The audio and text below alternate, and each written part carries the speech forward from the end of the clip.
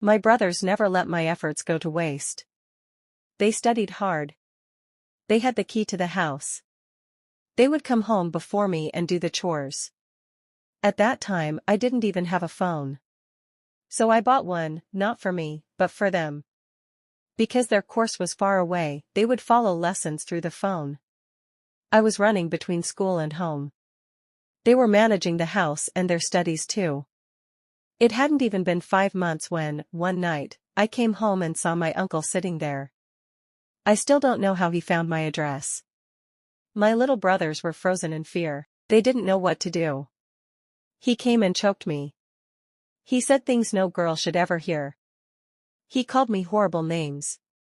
He said I was a disgrace, a prostitute. He beat me so badly my whole body turned black and blue. I could barely breathe. I collapsed on the floor. He said, "You'll never become a proper person. You almost killed a man and ran away, and now you're living happily? I lost my name, my dignity because of you. The whole village calls me shameless." He swore that even if he didn't hurt me again, his sons would come one by one to teach me a lesson. He knew I was vulnerable. He knew I didn't have money. He knew I had nowhere to go. Then he left. But I couldn't forget that night. It haunted me. Even the memory of it made me tremble. I couldn't go through that again. So I took whatever money I had hidden, grabbed a few clothes for my brothers, and went to my cousin's house. She and her husband were planning to go to Iran with their children. I asked to stay with them for a few days, just to think about what to do next. They said, "We're leaving tomorrow. We can't leave you here alone." I didn't think long. I said, "I'm coming with you." At first, they didn't agree. But when they saw my face, the bruises, I don't know what went through their hearts. But they agreed. They called the smuggler. He said, "There are 3 more people joining. It's okay. Just bring the money." At 4 a.m. we started our journey. We spent a week on the road. Back then, it wasn't that hard to reach Iran. When we arrived, I spent 2 years there. I enrolled my brothers in school.